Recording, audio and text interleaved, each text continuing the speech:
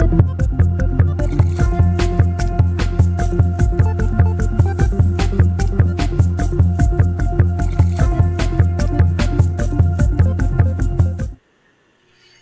buenas noches, estimados amigos. Estamos aquí en su programa Punto Crítico por Onda Digital Perú, hoy en vivo, martes 8 de marzo del año 2022. Y acabamos de estar escuchando una canción emblemática que hace ya un tiempo la cantaron en inglés importantes artistas de todo el mundo, We Are the World, ¿no? Nosotros somos el mundo. Y ahora la acabamos de escuchar en versión latina por una selección de cantantes latinoamericanos conocidos, unos más, otros nuevos, pero todos importantes. Somos amor, somos el mundo, decía la canción que acabamos de escuchar. Y realmente creo que es una frase muy, muy importante, porque el día de hoy, en todo el mundo, se celebra el Día Internacional de la Mujer. En realidad, no es una celebración, es más bien una conmemoración, un llamado a la reflexión cada 8 de marzo de cada año, por el hecho de que a lo largo de la historia, y lamentablemente todavía en la actualidad, la mujer tiene evidentemente una serie de situaciones de no correspondencia, de no proporcionalidad frente a las oportunidades, los beneficios y los tratamientos que se le da al hombre en todos los aspectos, en el tema de educación, en el tema profesional, en el tema del trabajo. Hay todavía una cultura machista en muchos países y lamentablemente, estimados amigos, en el Perú todavía se mantiene en muchos aspectos. Hemos mejorado en algo, pero todavía se mantiene en muchos aspectos.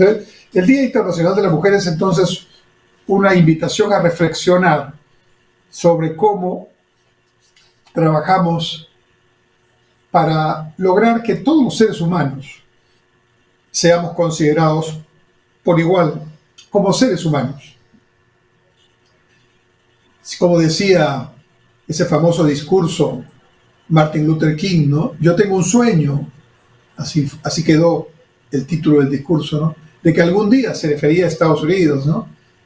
En este país no haya diferencias de raza, de religión, de sexo, de pensamiento político. Y claro, hay diferencias en las personas, claro. Somos personas diferentes, pero lo que somos únicos es que somos seres humanos. Y en eso no debe haber ninguna diferencia.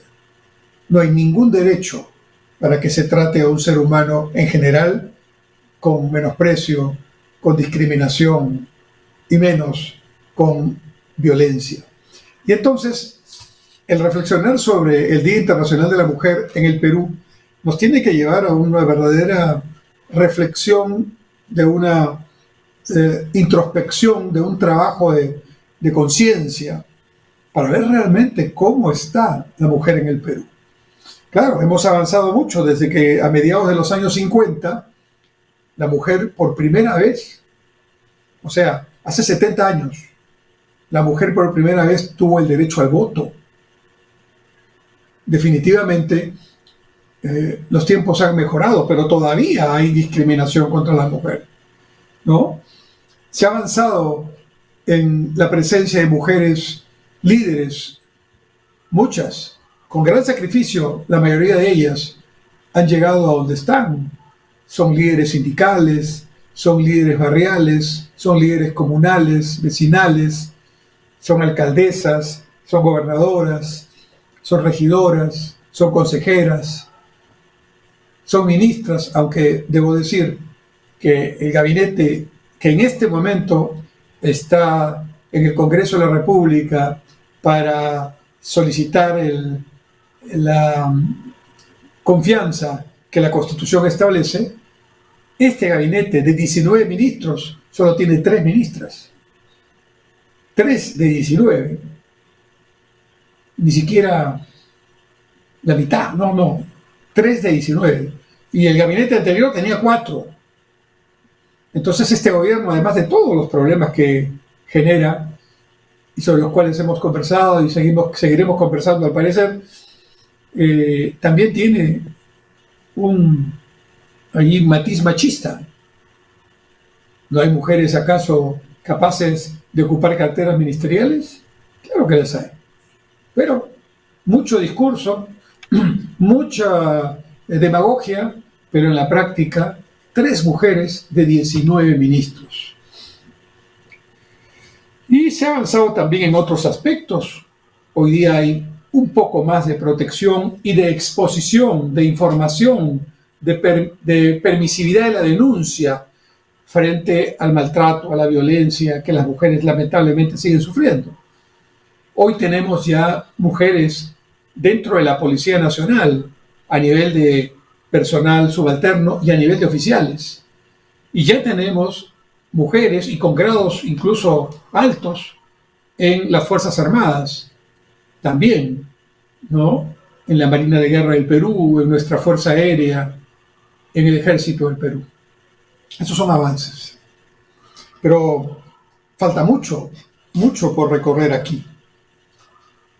Abunda el feminicidio. No hay semana donde no encontremos noticias de mujeres asesinadas, violentadas. Abunda el acoso de todos los tipos, desde la agresión física hasta el acoso sexual o el acoso psicológico, que es tan grave y tan dañino para la mujer como el físico. Hay, repito, este tufillo de superioridad todavía en la cultura de nuestra sociedad. Y así como tenemos extraordinarias capacidades, emprendimiento, capacidad de creación, sincretismo, diversidad, así también tenemos algunos temas que tenemos que superar. Y este es uno de ellos. Por eso, en el Día Internacional de la Mujer hay que hablar de este tema y hay que hacer una reflexión. ¿Cómo andamos en casa? ¿Cómo estamos en casa en el tema de la mujer?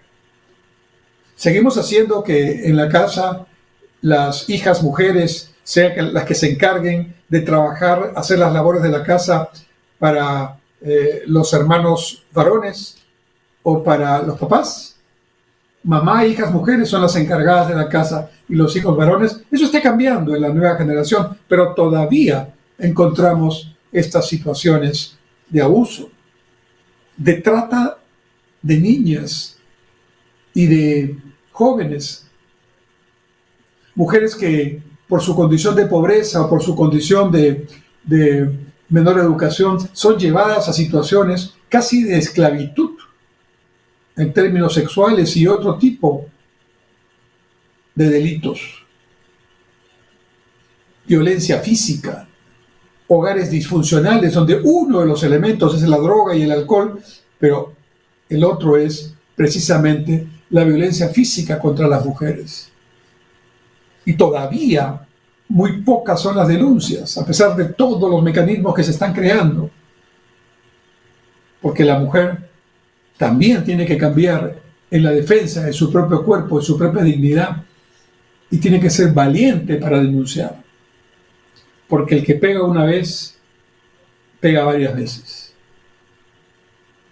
¿Y por qué ese temor a la denuncia? A veces, por no perder el ingreso económico que le da el marido agresor o el conviviente, ¿no? O incluso el esposo, ¿no? Aquí no hay sectores sociales, por si acaso. Hay violencia en todos los niveles, como se dice ABCDE, o los niveles según otras estratificaciones. Aquí no hay distinción. Hay violencia en todo lado. Y tenemos que desterrarla. Y tenemos que volver a una cultura de respeto basada en una educación en valores tan necesaria en el Perú en estos momentos, donde parece que deberes y derechos no están claros para casi nadie, menos para el gobierno y quienes están en los puestos más altos, en las instituciones públicas. Todavía, entonces, en el tema de, de violencia familiar, hay mucho que trabajar. Todavía en las cifras de analfabetismo encontramos, cuando hay distinción entre hombres y mujeres, más mujeres, y sobre todo en el campo. Esa cultura machista llega allí, y frente a las circunstancias de precariedad económica o de distancia escolar, los padres prefieren que los hijos se queden en la tierra y que las mujeres sean las que se queden en la casa trabajando en las denominadas tareas del hogar. También encontramos mujeres que no tienen el adecuado tratamiento laboral. Es clásica en la entrevista laboral esa pregunta que se hace: ¿y estás casada? ¿Cuántos hijos tienes?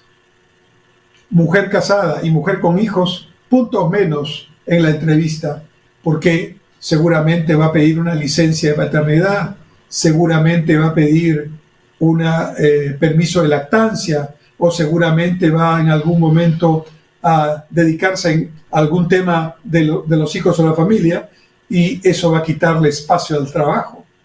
¿Qué manera tan machista de enfocar los temas que todavía tenemos hoy, siglo XXI, año 2022, en el Perú?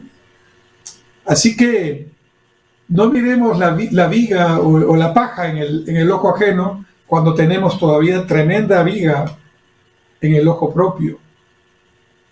Realmente la mujer, a pesar de todas estas dificultades, la mujer peruana cumple unos roles extraordinarios. De hecho, su naturaleza es una naturaleza que tiene mayor capacidad a la resistencia, al dolor, que los hombres. Y a veces nosotros los varones no tenemos la, digamos, honestidad de reconocerlo. El solo hecho natural que tengan la bendición de poder ser madres y tener un parto, ¿no?, es algo que las ubica en una situación muy especial. Y entonces, esa característica divina y humana, pero al mismo tiempo su naturaleza de simultáneamente ser hija, ser madre, ser hermana, ser esposa, ser trabajadora, ser dirigente, ser profesional y cumplir todos esos roles simultáneamente, hace que incluso muchos varones vean en esa capacidad un elemento que no permiten que pueda avanzar mucho, porque se sienten un poco hasta disminuidos. Eso pasa muchas veces. Y es claro que a igual puesto, todavía en nuestro país, a la mujer no se le da la igual tratamiento, iguales condiciones, igual remuneración. Esa situación machista existe todavía, muy fuerte en nuestro país. Yo creo que las nuevas generaciones ya no la tienen, felizmente, gracias a Dios, pero todavía existe y muy fuerte.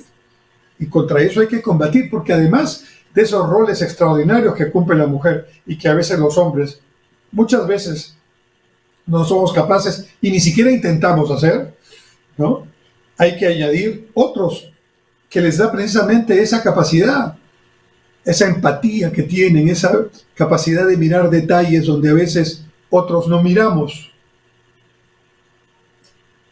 Esa característica de liderazgo hace que, por ejemplo, en todo lo que significa la lucha contra la pobreza, la atención de sectores sociales disminuidos, ¿no?, allí donde está la mayor necesidad, ahí las mujeres son las que toman la iniciativa.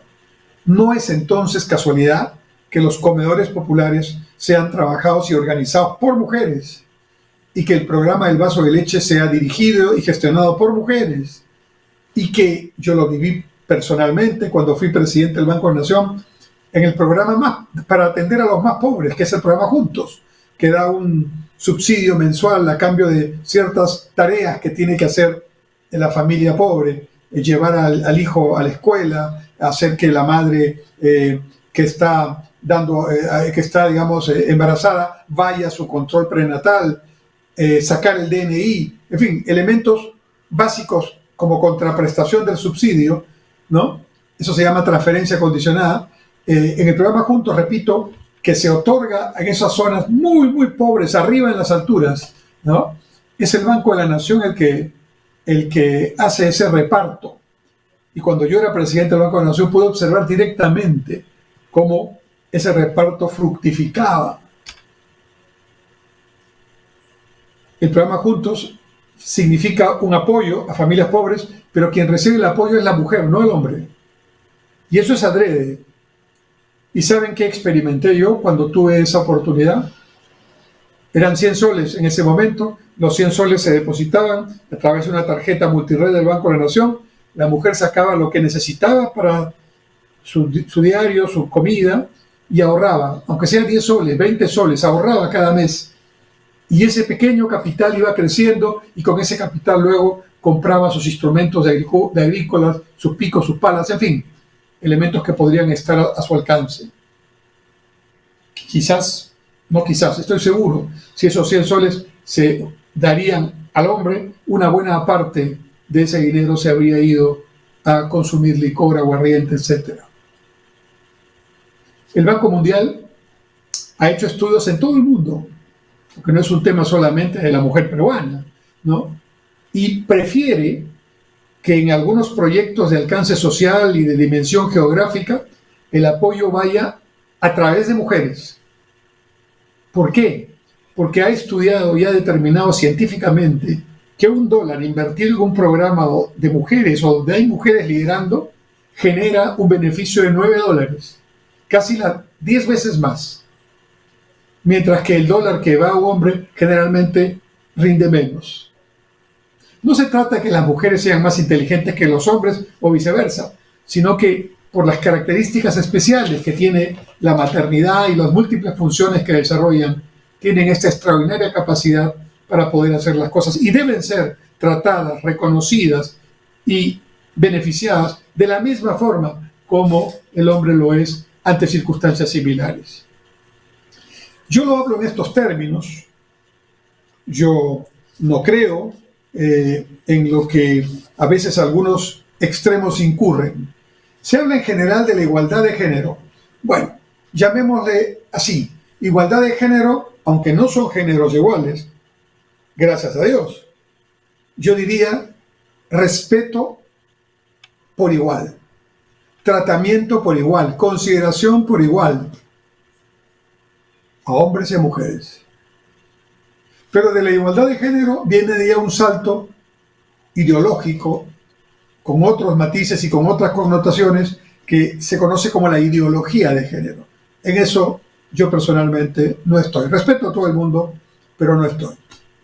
Mi punto es, este es un día de reflexión para ver que nuestras mujeres, las mujeres peruanas, nuestras madres, nuestras hermanas, nuestras esposas, compañeras, novias, ¿no? Nuestras hijas, tengan las mismas posibilidades frente a su talento, frente a su trabajo, frente a su esfuerzo, que los hombres.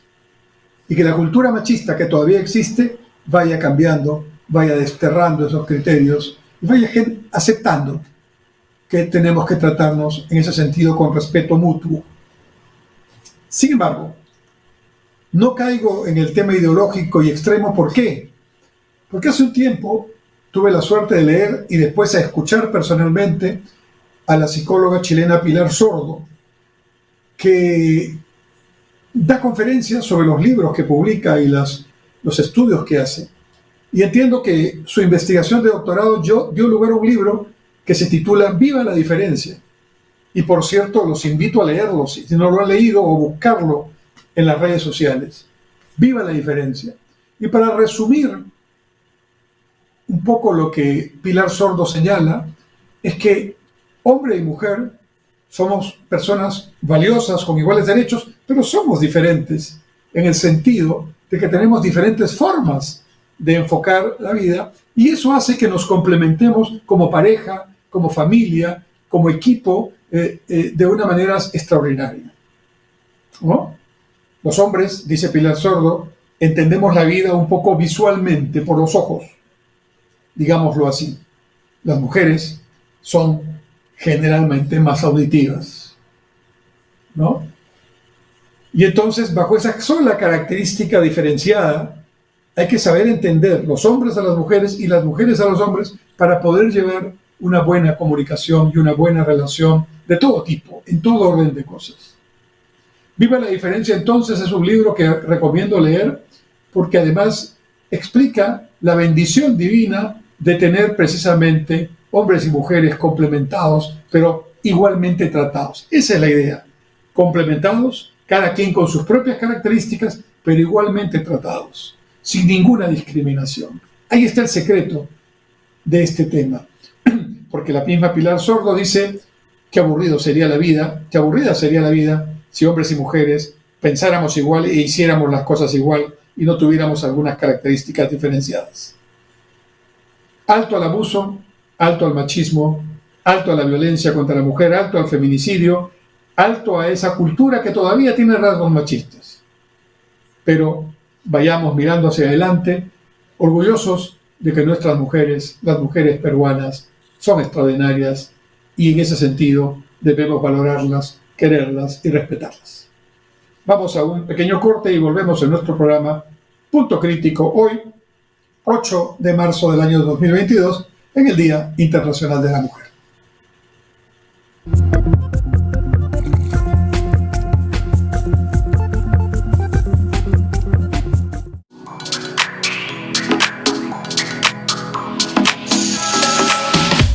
Hola, soy Adelaida Noriega Cabrera.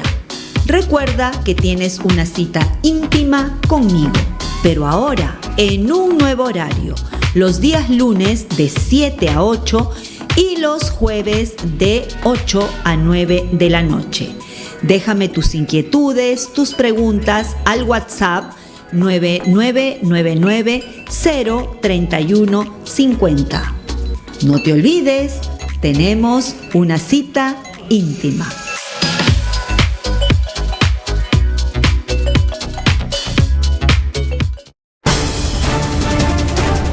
Todos los miércoles a las 9 de la noche los espero en Lapsus por Onda Digital Perú para que sepas la verdad, para que te enteres lo que realmente debes saber y para que no te dejes engañar por otros que siempre mienten o engañan a la población.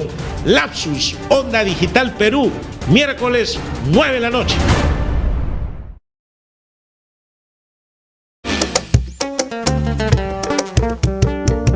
Soy Aneta Costa y te espero este viernes a las 9 de la noche en Las Cosas Claras, un programa donde hablaremos de política y de todo lo que está pasando en nuestro Perú. Las Cosas Claras, viernes 9 de la noche por Onda Digital Perú.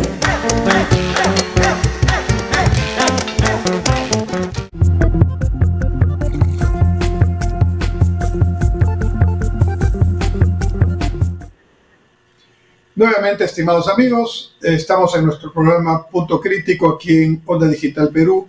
En la primera parte de nuestro programa hablamos, como tenía que ser,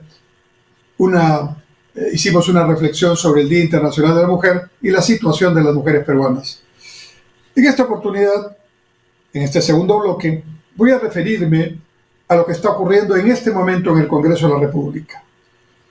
Estaba fijado para hoy día y empezó a partir de las 4 de la tarde, la sesión del Congreso de la República en la que el cuarto gabinete del gobierno del presidente Castillo se está presentando ante el Congreso, como lo manda la Constitución, para obtener el voto de confianza. ¿Qué es el voto de confianza? Es un sistema que la Constitución establece y por medio del cual el Congreso, que representa a todo el Perú, a través de sus congresistas de diferentes lugares, de diferentes partidos y opciones políticas, escucha el discurso del presidente del Consejo de Ministros, donde presenta el programa de gobierno que piensa hacer con esos ministros. Es, digamos, una especie de plan de gobierno del gabinete. Después de la escucha, que ya terminó, el discurso duró un poquito más de 2 horas, ¿no? Entonces empieza el debate ya de los congresistas. Tienen unos tiempos asignados de acuerdo a las bancadas, a los grupos parlamentarios, y hay tiempos para los líderes de los partidos y para los congresistas individuales, de manera que eso se predetermina en la Junta de Portavoces del Congreso y en este momento se está produciendo ya el debate que durará algunas horas. Esto va a acabar seguramente tarde en la noche. Cuando termine el debate, el presidente del Consejo de Ministros y los ministros que lo acompañan, que pueden intervenir en algún momento para contestar o para opinar sobre lo que se está discutiendo, en ese momento, cuando termine el debate, la presidenta del Congreso va a invitar al presidente del Consejo de Ministros y sus ministros a abandonar el hemiciclo, y entonces viene ya la situación más importante, que es la votación, ¿no? En este caso, para efecto de la confianza al gabinete, no se necesita una votación calificada de 87 votos o más, ¿no? Sino que se necesita una mayoría simple de los que están asistiendo y están dando el quórum correspondiente. Pero claro, si el gabinete tiene una confianza con una votación muy pequeña, digamos con las justas, o hay un importante número de abstenciones y que no votan por el sí, por la confianza, evidentemente eso significa que es un gabinete debilitado, porque está claro que no tiene no logra una confianza o un voto de confianza, como dice el texto constitucional, una especie de fe. Creo que lo que has dicho lo puedes hacer y voy a decir que sí, lo que no significa que me estoy comprometiendo contigo ni tengo ninguna vinculación política, de repente soy de la oposición, pero creo que eso que has mencionado es razonable y vamos a ver si lo haces, mi condición de congresista me permitirá fiscalizar. Esa es más o menos la lógica que está detrás de esta llamada sesión para el voto de confianza. ¿Qué pasa si los congresistas al momento de votar no logran la mayoría? Entonces se produce un impasse constitucional que está previsto, pero es un impasse entre el gobierno, el ejecutivo, el gobierno y el Congreso. En el caso de que no haya la confianza, automáticamente el gabinete queda cesado, tiene que renunciar. Y el presidente de la República tiene que convocar rápidamente a un nuevo gabinete, ¿no? Y ese nuevo gabinete tiene que estar compuesto por otros ministros, aunque algunos pueden chocolatearse e ir en otra cartera. Pero lo principal es que tiene que tener un nuevo presidente o presidenta del Consejo de Ministros. Y esto se le llama la bala de plata porque esto implica que el Congreso ya pasa de ser ofensivo a la defensiva, porque el presidente de la República va entonces a nombrar un nuevo gabinete, y si el nuevo gabinete no tuviera la confianza del Congreso, entonces el presidente de la República puede constitucionalmente cerrar el Congreso y, seguir con el procedimiento constitucional, convocar a unas elecciones para que vengan congresistas que completen el mandato del Congreso cerrado. Eso es lo que pasó, recordarán ustedes, con el presidente Vizcarra, ¿no? Él cerró un Congreso, interpretó que le habían dado 2 negativas de confianza a sus gabinetes, y al cerrar el Congreso convocó elecciones y hubo otro Congreso que por un año completó el periodo que faltaba del Congreso cesado. A su vez, ese Congreso, ¿no? Pues tuvo una actuación que hizo que se generara una moción de vacancia para el presidente Vizcarra, y como en la vida, el que tiró la onda, terminó la piedra rebotando, y el presidente Vizcarra fue vacado, ¿no? En su función de presidente de la República, y por eso es que hubo un gobierno de transición que convocó a elecciones generales y fue presidido entonces por el señor Sagasti, como recordemos. Y luego ya la historia ustedes la conocen con este gobierno. Eso es lo que puede pasar. De manera que tenemos 2 alternativas. O se vota por una votación importante o pequeña, pero se vota, ganando, aunque sea por un voto, la confianza, el sí, y entonces el gabinete ya está consolidado y confirmado constitucionalmente y ya puede seguir trabajando.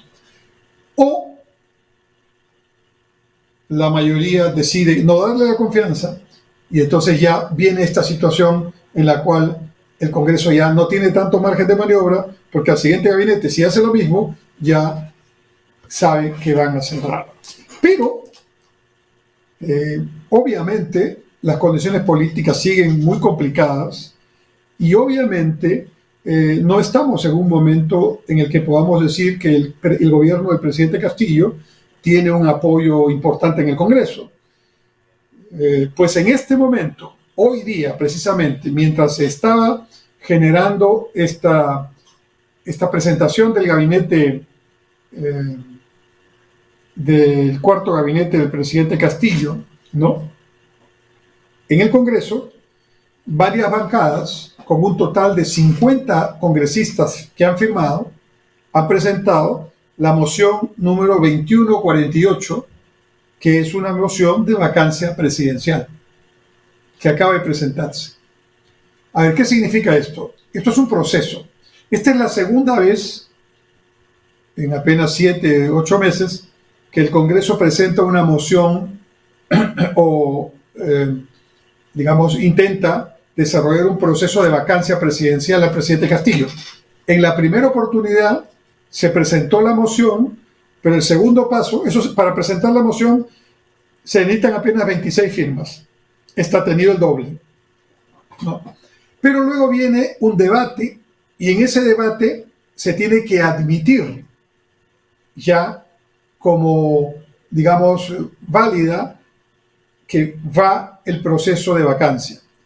No significa que lo estén vacando al presidente, sino que se inicie el proceso de vacancia. Eso se hace en una votación que no es esta, se va a producir cuando esta moción se ponga a consideración del Pleno del Congreso, y ahí se necesitan más de 50 votos para admitir el proceso. Todo indica que si solamente para la presentación se han conseguido 50 votos, ¿no? Es muy probable que, como van las cosas, hasta el momento en que se discuta la admisión al debate o admisión del proceso de vacancia, estos votos se mantengan e incluso pueden incorporarse algunos más, ¿no? Todo depende de cómo marchan las cosas. Si se sigue empeorando el tema, siguen las denuncias, sigue la poca transparencia, sigue la falta de respuestas a estas denuncias de temas que van desde ineficacia pura hasta nepotismo, pasando por posibles hechos de corrupción muy graves, ¿no? Si eso sigue, entonces yo creo que en esta oportunidad probablemente se podría admitir en su momento la moción de vacancia que ya está en curso. ¿Eso qué indica? Indicaría que se iniciaría el proceso, una especie de juicio que hace el Congreso políticamente, hay que entender esto, políticamente al presidente de la República. No es un juicio como el juicio que hace un juez con un fiscal, no. Ahí se ven hechos penales, hechos civiles, administrativos, según los códigos correspondientes, ¿no? Este es un juicio político, o sea, los hechos que se discuten son probablemente indicios o temas que se han conocido a través de denuncias públicas, de investigaciones periodísticas, investigaciones del propio Congreso, declaraciones de testigos, etc. Pero en realidad se trata de una apreciación política del tema. Acordémonos que el presidente Vizcarra fue vacado por procesos que está desarrollando ahora, que están, digamos, abiertos contra él, por el tema de un hospital en Moquegua, cuando él era gobernador de esa región, y por los hechos que se conocieron de circunstancias poco transparentes, de contrataciones de asesores que tenían mucha cercanía con el presidente, y sobre el tema, y sobre los cuales se mintió, ¿no? Al ocultar información, etc. De manera que esos hechos, que no tenían incluso pruebas tan contundentes ni físicas, no, eran indicios, llevaron, dada la condición política, que hubieran los votos necesarios, que tienen que ser más de 87, para vacar entonces al presidente Vizcarra. Y así pasó. Y iba a pasar también en un congreso anterior con el presidente Pedro Pablo Kuczynski, que curiosamente reemplazó a Vizcarra, que era su vicepresidente. Pero Kuczynski, antes de que lo vacaran, también por temas vinculados a posibles situaciones de corrupción o de poca transparencia, que están siendo investigadas, pero repito, en el Congreso se ve políticamente, PPK o Kuczynski prefirió ahorrarse el paso amargo de pasar por un juicio político y renunció, ¿no? Que está previsto en la Constitución también. Y de esa manera, automáticamente, ante la renuncia del presidente, asumió el primer vicepresidente, que entonces era embajador en Canadá, el señor Vizcarra, y se constituyó el presidente de la República.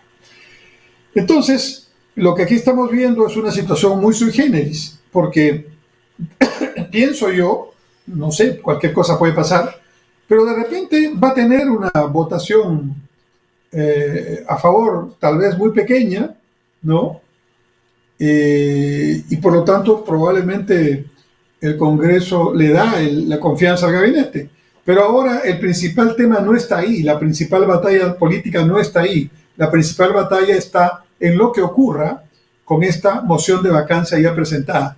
En adición a un tema que está pendiente, por otro lado, en el mismo Congreso, que varios abogados han presentado una demanda constitucional contra el presidente Castillo por supuestamente haber infringido un artículo de la Constitución donde él, como jefe supremo de la Fuerza Armada y presidente de la República y jefe de Estado, habría hecho declaraciones inconvenientes. En realidad no habría, las hizo, todos fuimos testigos, ante una entrevista ante un canal internacional, CNN en español, donde habló, pero se refirió a por lo menos la intención, un pensamiento de darle una salida al mar a Bolivia, lo cual evidentemente fue un tremendo error, pero eso está ocurriendo ahora en la Comisión de Acusaciones Constitucionales, ya lo admitieron a trámite, y en consecuencia eso en algún momento también va a llegar a ser votado, entiendo, en la Comisión Permanente, y eso tiene otro proceso.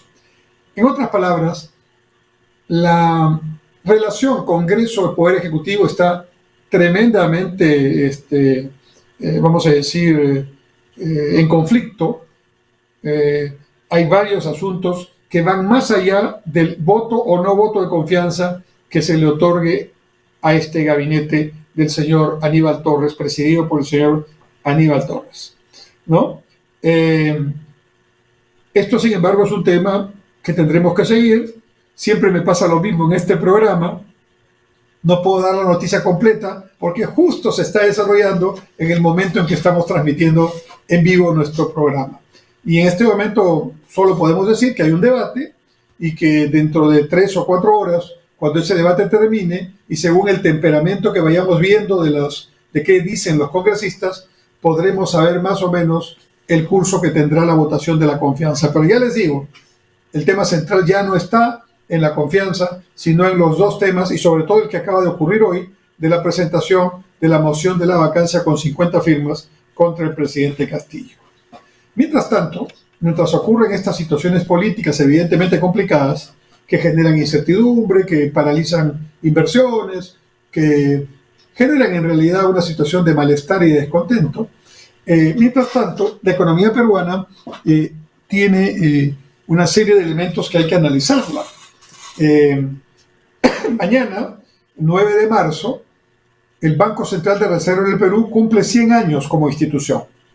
Es una de las instituciones centenarias en el Perú y que gracias a Dios existe porque además mantiene dentro de estos 100 años una suerte de coherencia en la política monetaria y en la participación que como autoridad monetaria tiene el Banco Central para tareas fundamentales como preservar la estabilidad de la moneda, es decir, que no haya inflación, ¿no?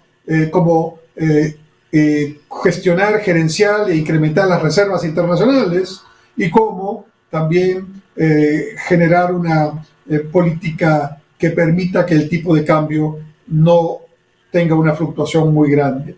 Las 3 tareas principales que el Banco Central de Reserva hace desde hace mucho tiempo, pero sobre todo en los últimos 30 años, de manera muy, muy positiva.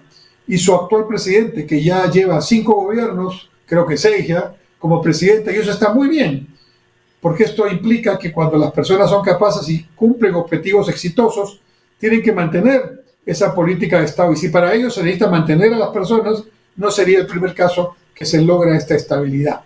Aún el gobierno del presidente Castillo, que es criticado en muchos aspectos con razón, en este tema económico, por lo menos aquí tuvo el buen criterio de ratificar a Julio Velarde como presidente del Banco Central y dejar que Julio Velarde eligiera o propusiera a los directores que lo acompañan ahora por el Poder Ejecutivo, y también el Congreso hizo su tarea y los 3 que corresponden nombrar por el Congreso también fueron gente de nivel como para hacer esa tarea. O sea que yo diría que el Banco Central tiene hoy día un directorio de primer nivel, técnicamente muy sólido, y garantiza que su función autónoma y constitucional se desarrolle adecuadamente. Claro, el Banco Central no lo puede hacer todo, hace lo que le corresponde, pero esto tiene que ser, manejado también en igualdad de efectividad por el Ministerio de Economía y Finanzas en el manejo de la política económica en su conjunto y de la política fiscal en particular.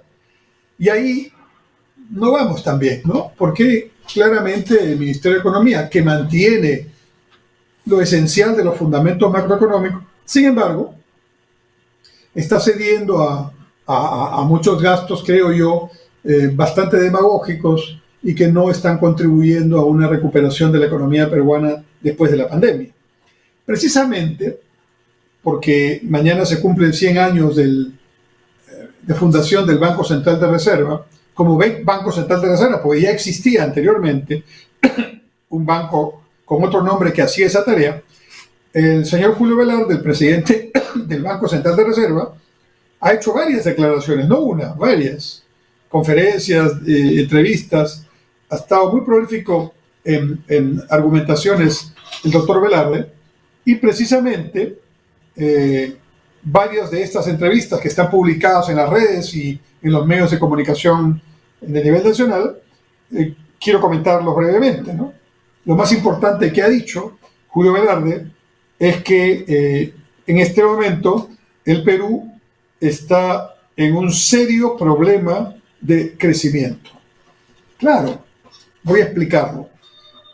El año pasado, en el 2021, la economía peruana se recuperó del 2020, que estuvimos paralizados y por lo tanto también con una situación de economía a media caña, a medio ritmo, y de haber caído en el 2020 menos 13.5%, crecimos en el 2021 13.2%, ¿no? De manera que la economía se reactivó, lamentablemente sin reactivar el empleo como era antes, pero sí productivamente. Ahora, este año el Poder Ejecutivo, a través del Ministerio de Economía y Finanzas, empezó diseñando un presupuesto que es el que está vigente para el 2022, que es un presupuesto que se basaba en un crecimiento de 4.5%.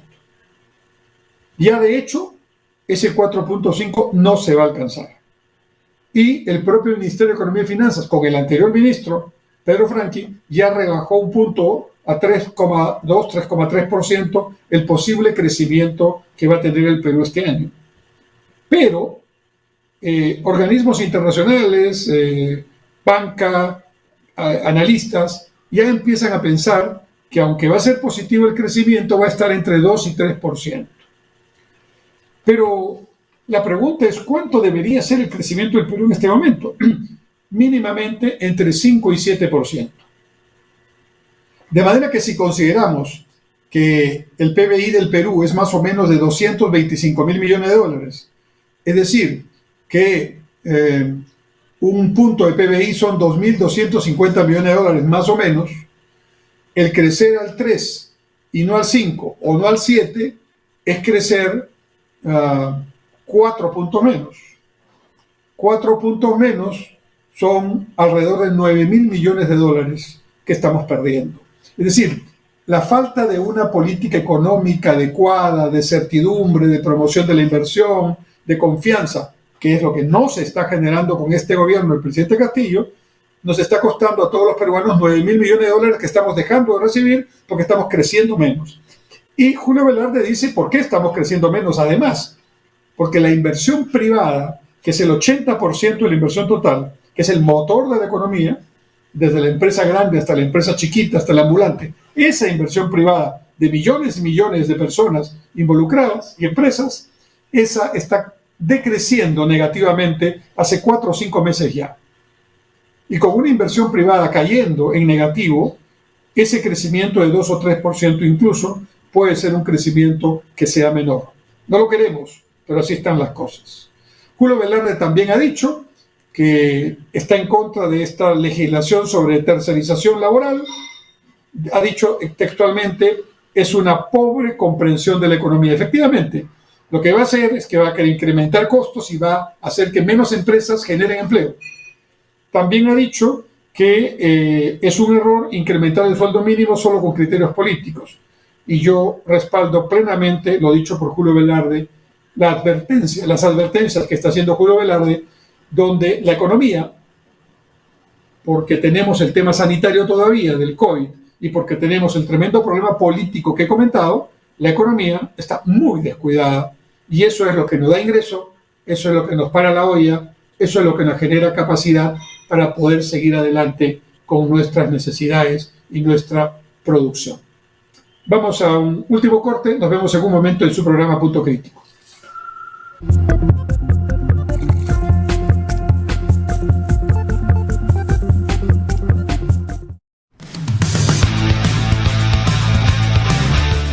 Hola, soy Omar Sar y todos los viernes a las 18 horas transmitimos nuestro programa El Constitucional por Onda Digital, canal 18.4 de televisión digital abierta en Lima y por Cable Más en el canal 791.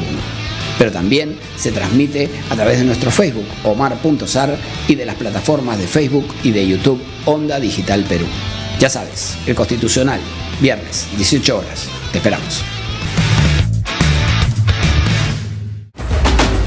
¿Buscas nuevas ideas para fortalecer tu negocio? Aquí en Onda Digital 18.4 y también por Cable Más tenemos Persevera Empresarial, un programa con ideas, consejos y sugerencias para ti y tu empresa. No te lo pierdas, martes 9 de la noche, Onda Digital 18.4. Te invitamos.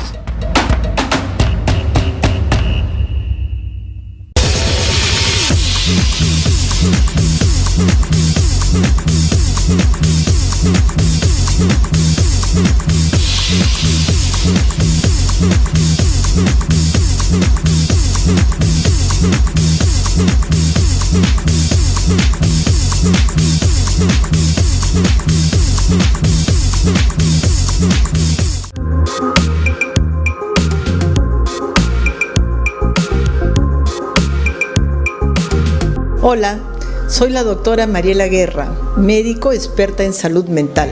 Y justamente pensando en tu mente es que todos los miércoles a las 8 de la noche estaremos desarrollando un programa que resolverá tus dudas, tus preguntas relacionadas a los diferentes tipos de problemas de la salud mental. Aquí en Onda Digital Perú, señal abierta 18.4, Cable Más 791. Puedes seguirnos en Instagram, Facebook, YouTube. Recuerda, todos los miércoles a las 8 de la noche tienes una cita con nosotros.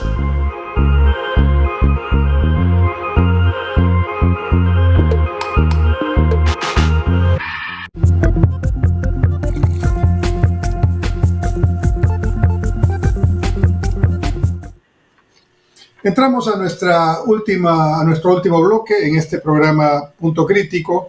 Hemos analizado en el primer bloque una reflexión sobre el Día Internacional de la Mujer y la situación de la mujer peruana.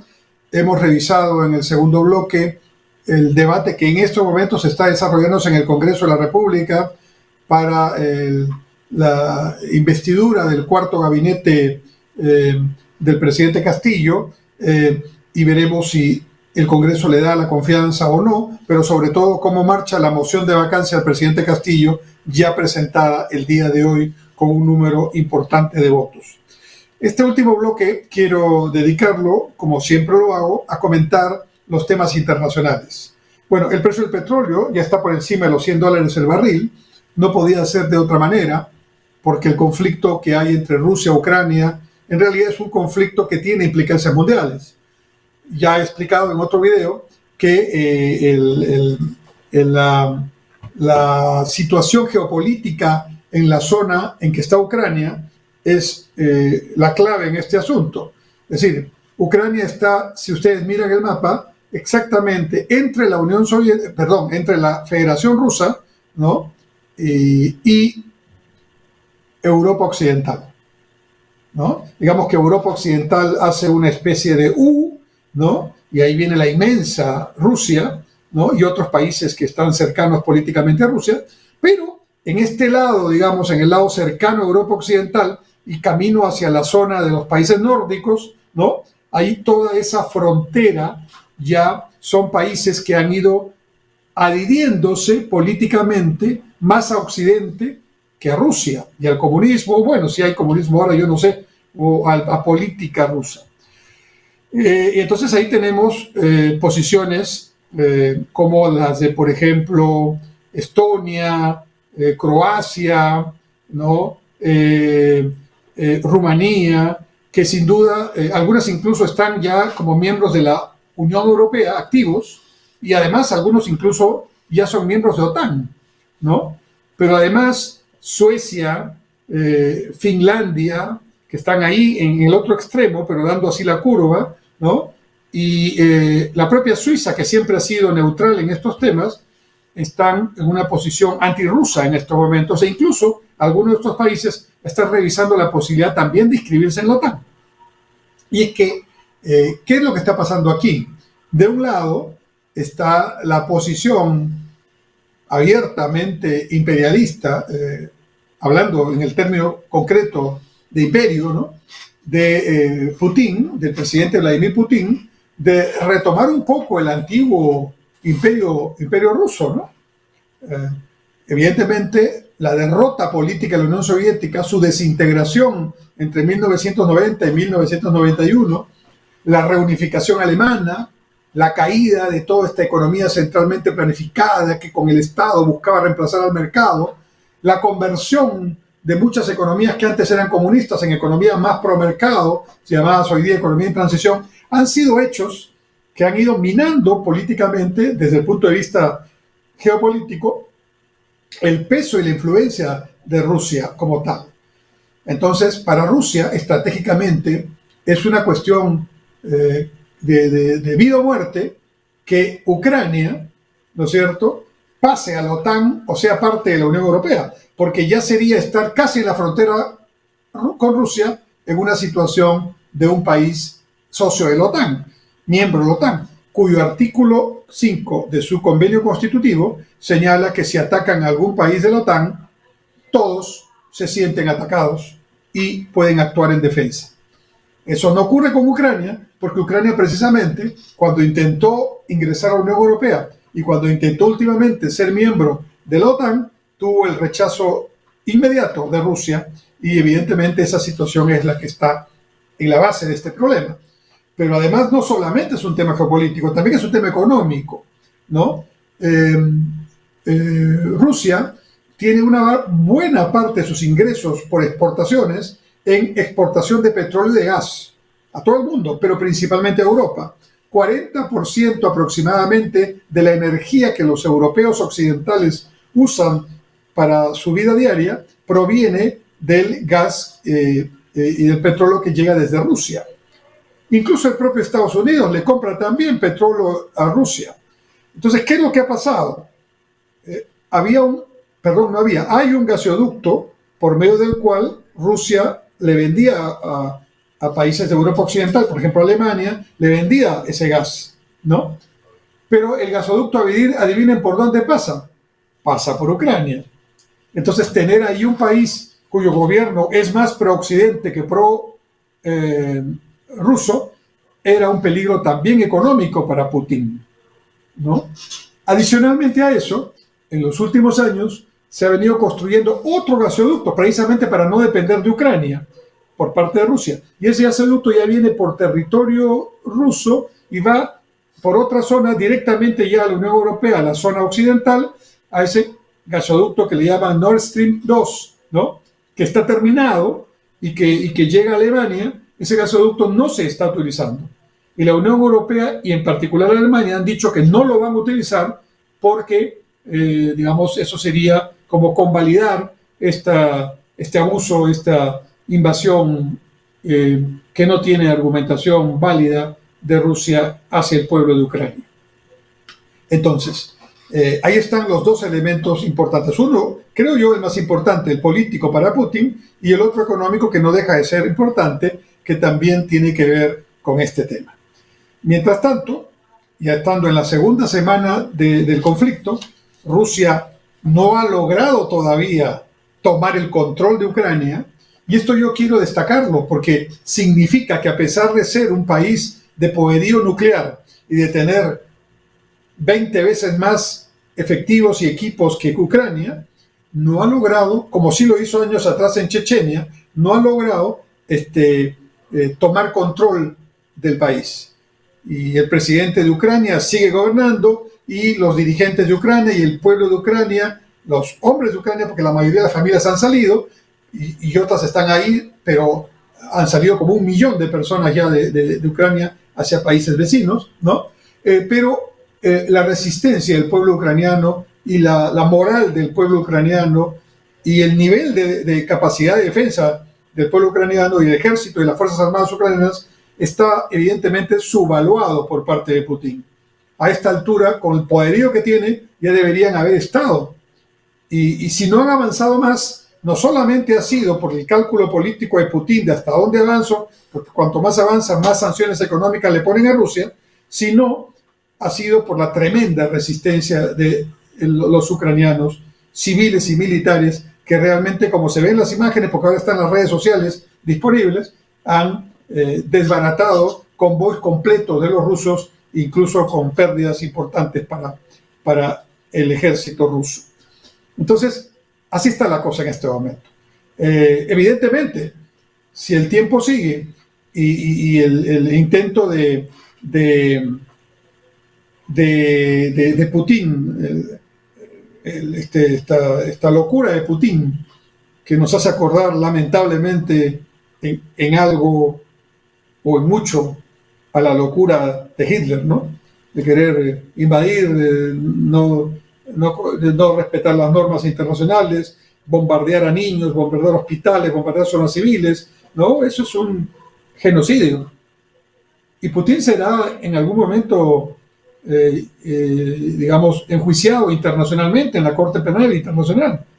Eso viene con toda seguridad y tendrá que convertirse en un paria que solamente puede estar en Rusia o en algún otro país amigo cercano.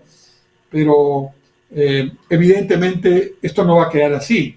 Pero a donde voy es que también está sufriendo mucho la población ucraniana, y las sanciones económicas, que son muy fuertes a Rusia como economía, le han quitado incluso hasta el SWIFT, que significa que los bancos rusos no están operando de la manera normal, se han quedado asfixiados sin dólares, sin conexión con los bancos internacionales, pues su comercio exterior está siendo muy afectado. Lo último que ha pasado hoy día es que Estados Unidos ha declarado que no importará, que prohibirá la importación de gas y de petróleo proveniente de Rusia, y igual van a ser otros países.